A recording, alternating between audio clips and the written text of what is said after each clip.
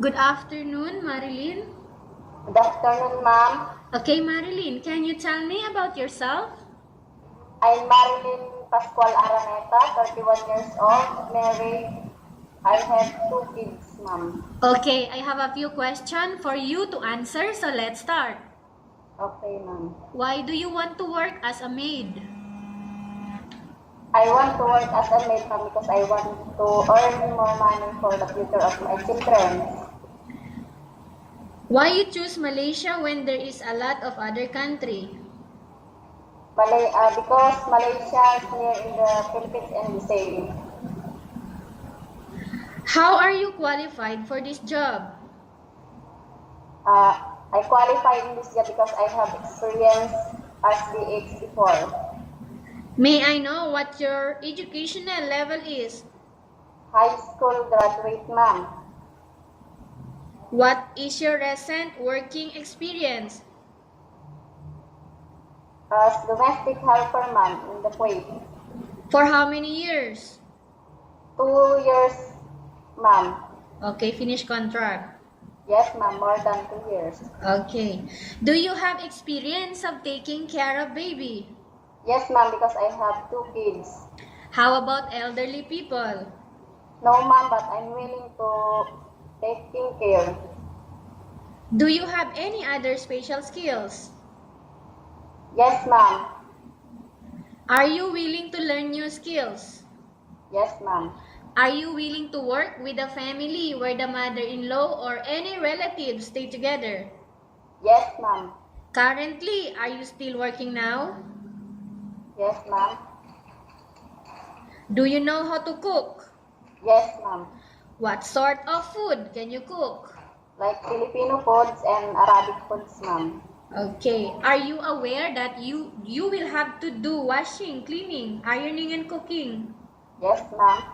From all the house chores like washing, cleaning, ironing, and cooking, which do you Yes. like most? Uh, Cleaning, ma'am. Ironing. If ever you were selected to work in Malaysia, who will take care of your kids? My husband, ma'am, and my mother. You are not allowed to use handphone during working hours. Yes, ma'am. You are only allowed to use handphone after you finish all the works and when going to bed. Yes, ma'am. You are strictly needed to surrender the handphone to your employer in the morning, and your employer will return back to you once you're going to bed. Yes, ma'am. If ever your employer finds out that you're abusing of using your handphone and it's affected your work performance, your employer will confiscate your handphone and you are not allowed to hold it anymore. Yes, ma'am. Instead, your employer will allow you to call to your family 3 times in a month. You only allowed to bring normal phone and you are not allowed to bring smartphone. Are you agreed for the terms and condition? Yes, ma'am. Are you agreed to the rules and regulation for the handphone? Yes, ma'am. How many years is the contract as you agreed and understands? 2 years, ma'am. Can you describe for me your ethics, your attitude? Uh, Respectful, ma'am, and polite understanding. How can you assure to us that you will work hard in Malaysia? I assure, ma'am, I will do my job well and I will follow the rules and regulations, ma'am. Can you promise not to use the telephone without the permission of your employer? Yes, ma'am. Can you promise not to put on makeup but to dress properly while work? Yes, ma'am. Can you promise not to invite friends and relatives without the consent of your employer? Yes, ma'am. Can you promise not to ask for advance salary from your employer under any circumstances? Yes, ma'am. Do you really understand of the rules and regulation of the agency? Yes, ma'am. Do you pay any placement fee for you to come to Malaysia to work as a maid? No, ma'am. Do you have any history of sickness, breast cancer, or any other illness? Nothing, ma'am. Do you suffer from any skin diseases, allergy, or physical defect? No, ma'am. Have you suffered from any serious illness? No, ma'am. Do you smoke? No, ma'am. Have you undergone any operation? No, ma'am. Are you medically fit? Are you medically fit? Yes, ma'am. Are you in any medication? No, ma'am. Are you allergic with any food? No, ma'am. Are you preferred to work for the employer of any race? Yes, ma'am. Are you afraid of being left alone in the house? No, ma'am. Are you afraid of dogs or other pets? No, ma'am. Can you promise to work according to instruction from your employer? Yes, ma'am. Do you have any immediate family working in Malaysia? No, ma'am. Okay.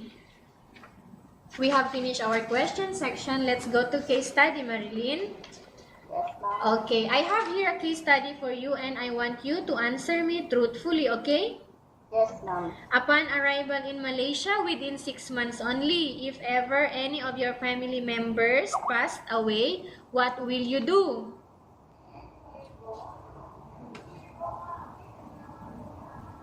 I finished my contract, ma'am. And then? I work also with my employer, ma'am. Okay, so tell us about yourself and why do you want to work in Malaysia as domestic helper?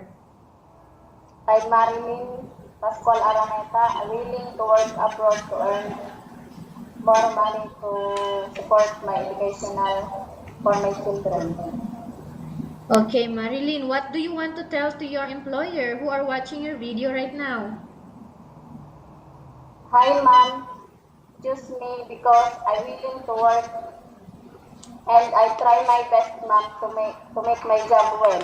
And I follow your rules and regulations. What you want to follow me and for you don't not disappoint. Okay, thank you very much, Marilyn. We will update to your agency if there is any selection made by the employer. Yes.